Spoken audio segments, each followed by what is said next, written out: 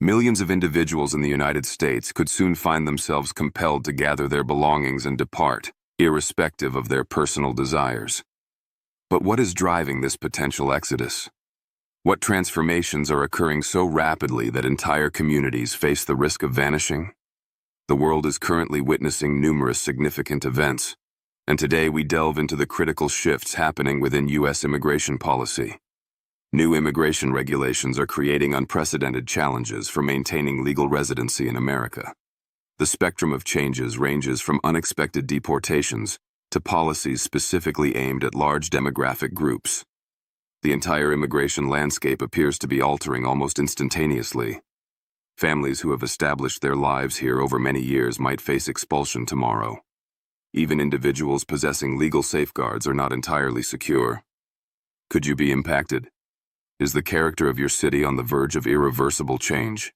Stay with us, because the next regulatory shift might affect you more directly than you anticipate. We'll explore the details and present conclusions at the end of this video. Please consider subscribing to our channel and hitting the like button. Your support is crucial for our growth. Also, let us know in the comments where you're tuning in from. Please make sure to watch this video until the very end, as we will be providing important conclusions based on the information presented. Something monumental has just shifted in the United States immigration framework. If you are an immigrant residing in the U.S., this information is vital for you. Imagine starting your day only to discover that, effective immediately, you are required to continuously validate your legal right to remain in the country. This isn't a hypothetical scenario. It's becoming a reality. There are absolutely no justifications accepted and no exceptions granted. Does this sound severe? It is, and it's actively happening now. The mandatory migrant registration rule represents a significant policy change, now mandating that all non-citizens register with the federal government. This process involves submitting biometric data, such as fingerprints and photographs, consistently carrying official proof of registration, and reporting periodically to immigration authorities. The implications of this rule are far-reaching. Non-compliance carries severe penalties. And here's the most alarming part. Failure to adhere to these requirements could result in immediate detention. You could be apprehended on the spot without prior warning. But hold on, who exactly does this affect? You might assume this only applies to undocumented immigrants, but the reality is broader and more complex. This rule isn't limited to those without legal status. Even individuals who possess valid work permits or have asylum cases pending are not exempt. They too could encounter significant difficulties and face serious hurdles under this new regulation. This raises profound questions about the direction of immigration enforcement. Could this mandatory registration be the initial move toward widespread deportations? What occurs if an individual inadvertently forgets their registration documents at home? Could a simple oversight lead to detention? With an immigrant population exceeding 46 million in the United States, the potential impact of this rule is immense. It possesses the capacity to destabilize entire communities almost overnight, creating an atmosphere of uncertainty and fear among millions who call America home. The requirement for constant proof and regular check-ins adds a layer of administrative burden and anxiety to the lives of non-citizens, regardless of their current legal standing. The consequences of non-compliance are stark, transforming everyday life into a high-stakes situation where minor errors could have devastating results. This policy marks a significant tightening of control and surveillance over the immigrant population within the country. You might believe that the justice system necessitates concrete evidence before an individual is arrested or deported. That's a fundamental principle, right? However, prepare yourself for a startling revelation. Under a newly implemented rule concerning gang affiliations, the standard requirement for proof has been dramatically altered. Guess what? You no longer need to be formally convicted of a crime to be expelled from the country. Even mere suspicion of gang involvement can be sufficient grounds for deportation. Imagine being targeted based on association, appearance, or unfounded accusations, without the safeguard of a criminal conviction. This policy allows authorities to initiate deportation proceedings based on alleged gang ties alone, sending individuals packing even if they have no criminal record. The enhanced deportation of alleged gang members policy is currently in full effect, and it's fundamentally reshaping the landscape of immigration enforcement. Authorities are now empowered to deport anyone suspected of gang affiliation, a power that carries significant implications for due process and individual rights. Some individuals caught in this net are reportedly being held in facilities like Guantanamo Bay before being forcibly returned to countries they haven't seen in years, severing ties and potentially placing them in danger. Think this policy only targets hardened criminals? Reconsider that assumption. If you've ever found yourself in the wrong place at the wrong time, associated with certain individuals, or even been subject to a simple misunderstanding or misidentification, you could be vulnerable. This crackdown extends beyond confirmed gang members. With over 10,000 deportations based on alleged gang affiliation already reported, this initiative is not just targeting gangs. It's casting a wide net that affects entire neighborhoods and communities. The fear of being wrongly accused or targeted due to association creates a chilling effect, impacting the lives of many immigrants who may have no connection to criminal activity. The low threshold for initiating deportation based on suspicion raises serious concerns about fairness and the potential for miscarriages of justice within the immigration system. Imagine residing in the United States for years, meticulously constructing a life, adhering to all regulations, only to awaken one morning and discover your legal status has evaporated. You are no longer welcome. There's no advance warning, no plan for transition, just an ominous countdown before you're compelled to leave. It sounds like a dreadful nightmare, doesn't it? Yet, for 300,000 Venezuelans, this nightmare has recently materialized into a harsh reality. The termination of temporary protected status, commonly known as TPS, for Venezuelans, is now officially in effect. This policy shift means that thousands of individuals who were previously permitted legally to live and work in the U.S. under this status are abruptly losing their protection. There are no extensions granted, no appeals process available, just a cold, hard reality. Leave the country voluntarily or face the risk of forced deportation. But consider the context. Many of these Venezuelans escaped a nation mired in complete economic and political turmoil. Their departure wasn't a matter of choice. It was a necessity driven by dire circumstances. The U.S. government had previously acknowledged this reality by granting them TPS, recognizing it as a form of essential humanitarian relief. This status provided a crucial lifeline, allowing them to rebuild their lives in safety. But now, that protective shield is gone. Deportations are already commencing, tearing families apart and creating widespread uncertainty. Here's where the situation becomes even more heart-wrenching. A significant number of these individuals have American-born children. They own homes, operate businesses, and have become integral parts of their communities. They pay taxes and contribute actively to the economy. Overnight, they have been reclassified as undocumented immigrants, facing the single option of departure or removal by force. This raises critical questions about the stability of legal protections. If a government can revoke legal status for one group granted humanitarian relief, who might be next? Could this establish a perilous precedent for other TPS recipients from countries like Haiti or El Salvador, nations also facing significant instability? With thousands now desperately seeking alternatives, this isn't merely an immigration issue. It's an unfolding humanitarian crisis, demanding attention. The sudden removal of protected status disrupts lives, shatters families, and undermines the very notion of sanctuary for those fleeing desperate situations. The emotional and practical consequences for these individuals and their U.S.-born children are profound and far-reaching. You would reasonably assume that if you are arrested in America, you would, at the very least, have your day in court before facing severe consequences. That seems like a basic right, correct? But brace yourself for another significant policy shift.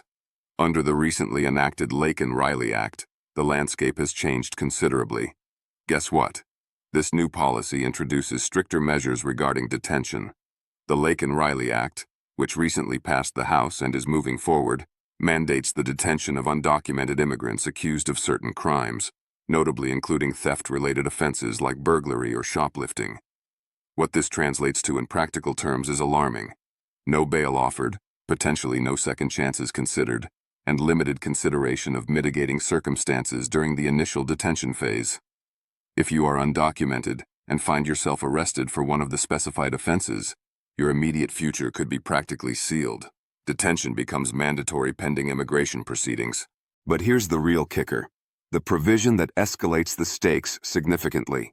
The law also empowers state attorneys general to initiate lawsuits against the federal government. They can do this if they perceive that federal immigration laws are not being enforced with sufficient harshness within their state. This creates a direct pathway for states to exert pressure on federal agencies, potentially pushing for increased detentions and deportations based on state-level political agendas, rather than federal priorities or individual case merits. And don't mistakenly believe this is solely aimed at individuals accused of serious felonies. The definition of crimes triggering mandatory detention under this act is broad enough that someone accused of shoplifting or driving without a license could potentially end up detained indefinitely and fast-tracked for deportation proceedings. Critically, a formal conviction is not necessarily required to trigger these consequences. An accusation might be enough to initiate the mandatory detention process. So, what happens when individuals, potentially innocent or accused of minor offenses, get caught within this newly fortified system? With thousands already being detained under stricter enforcement protocols seen recently, this act could exacerbate the situation, potentially leading to families being torn apart over relatively minor infractions. The potential for wrongful detentions and expedited deportations without full judicial review raises significant concerns about due process and the fundamental rights of individuals within the immigration system.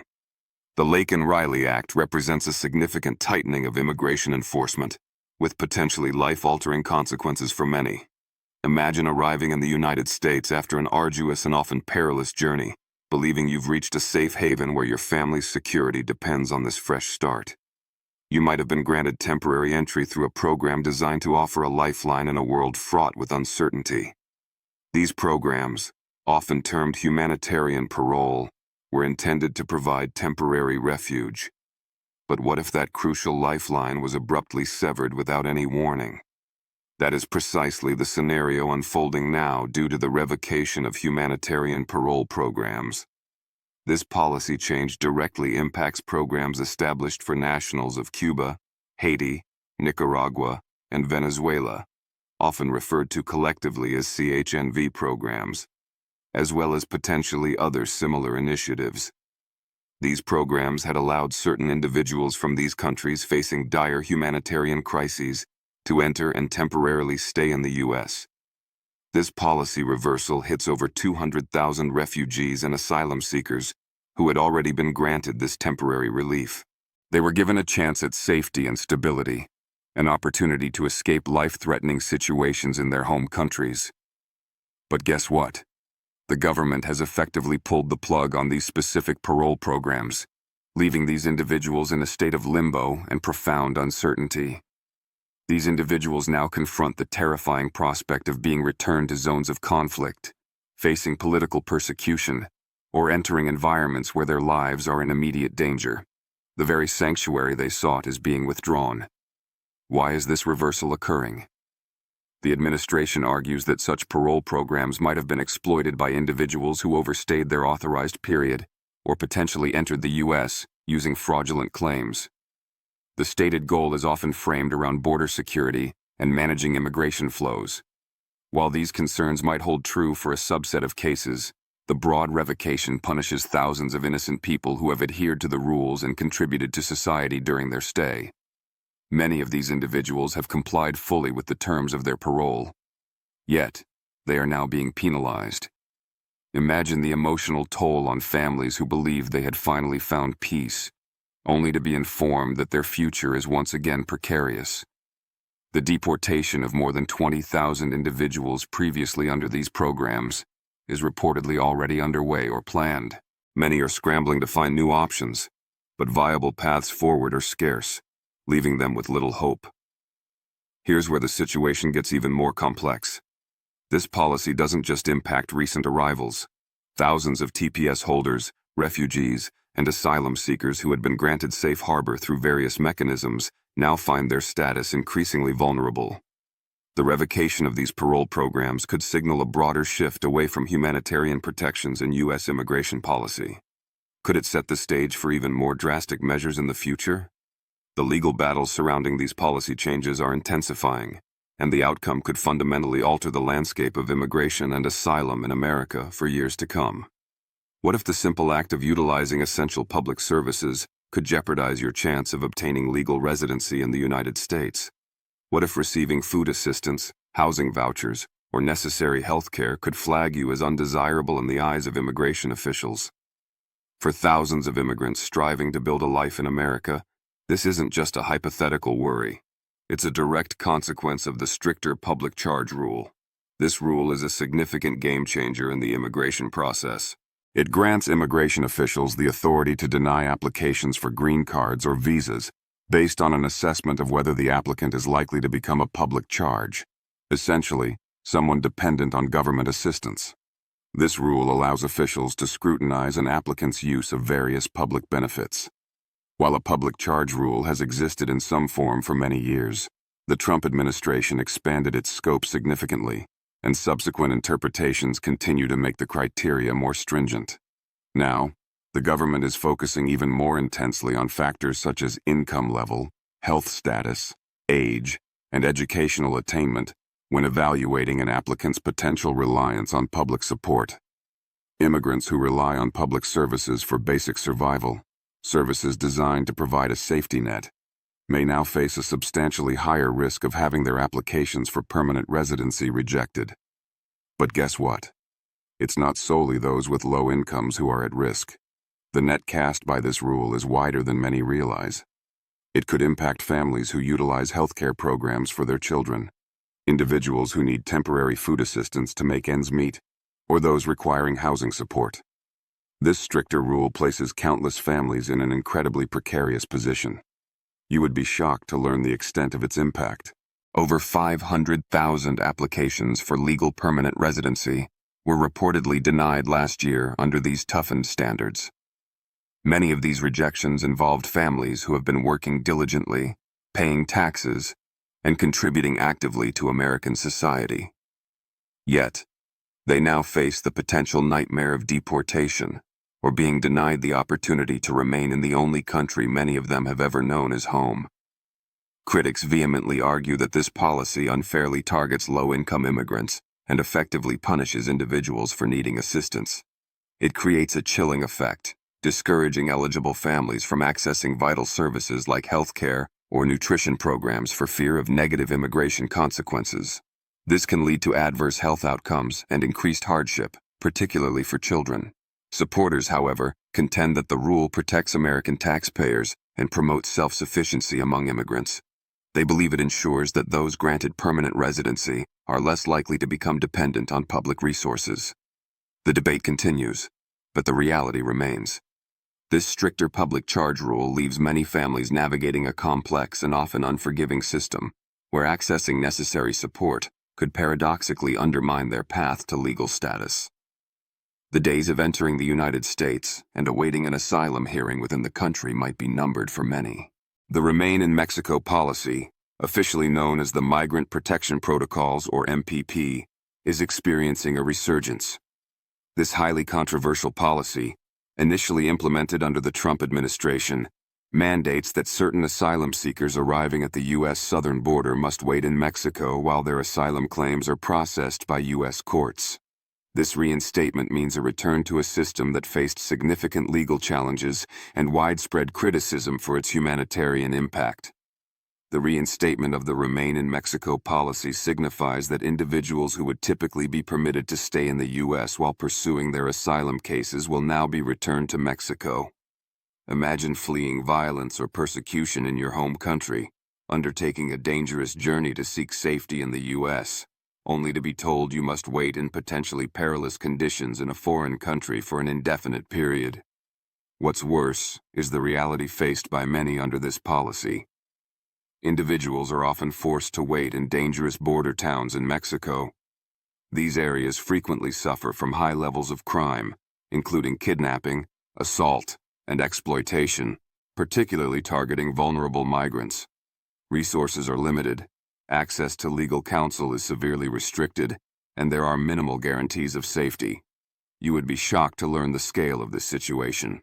Reports indicate that over 60,000 individuals are already caught in this Remain in Mexico system from its previous iteration and potentially under new enforcement, and this figure is anticipated to climb as the policy is more broadly enforced again. These individuals are stuck in limbo, often living in makeshift camps or overcrowded shelters with inadequate sanitation and security. The policy has already been linked to increased violence and hardship along the border. Reports detail numerous instances of migrants facing grave dangers while forced to wait in Mexico. Many asylum seekers find themselves denied basic legal protections during their waiting period. Accessing U.S. legal representation from Mexico is extremely difficult, making it significantly harder for them to effectively present their asylum cases in U.S. immigration court. The question looms large. Will this policy genuinely deter illegal crossings, as proponents claim? Or will it merely exacerbate the chaos and suffering at the border, creating a deeper humanitarian crisis? What does the future hold for those already trapped in this cycle for months, or even years? The situation is complex and evolving, but the reinstatement of Remain in Mexico undeniably complicates the asylum process and places vulnerable individuals in increasingly difficult and dangerous circumstances. The final policy shift we examine today targets enforcement within the U.S.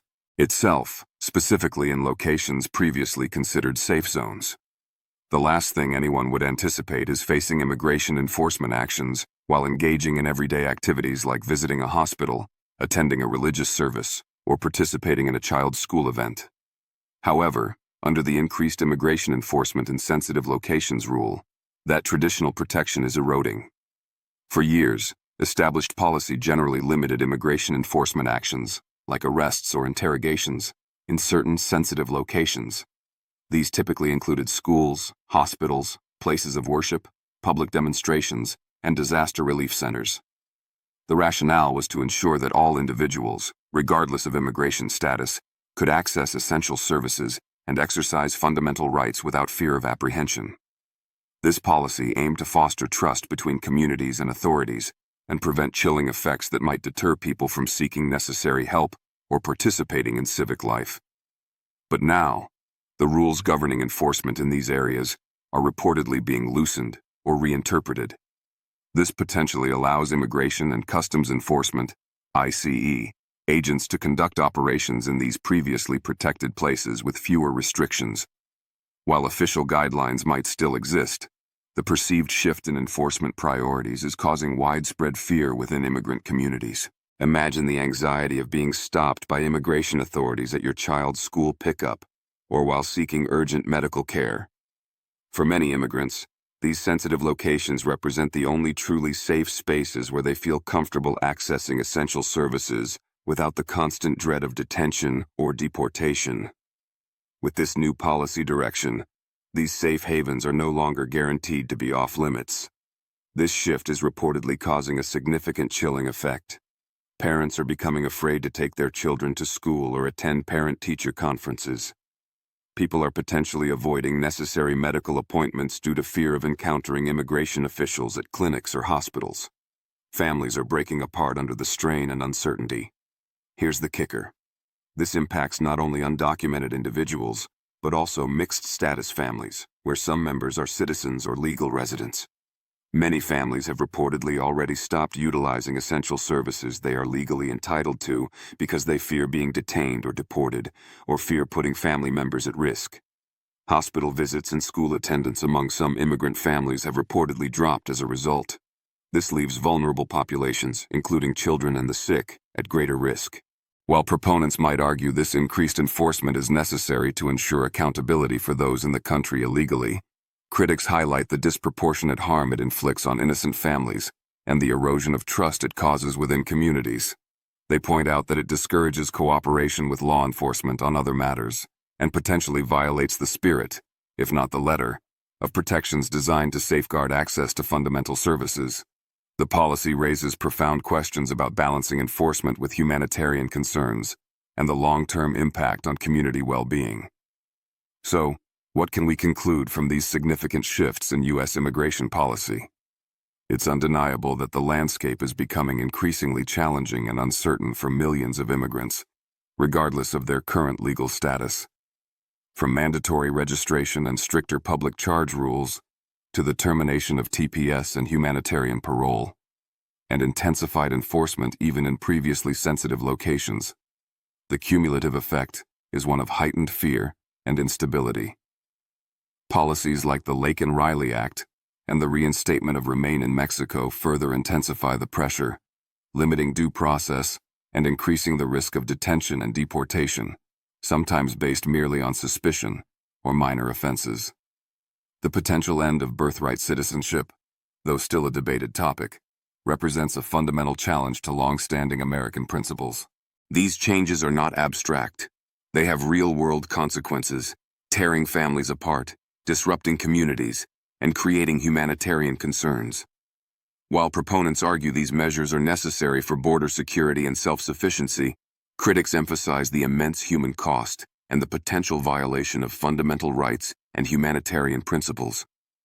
The long-term impact on individuals, families, communities, and the very fabric of American society remains to be seen, but the direction points towards a more restrictive and punitive immigration system.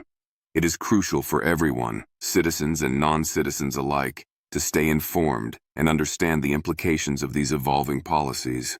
Thank you for watching. Please remember to like, subscribe, and comment. Your engagement helps us continue this important work.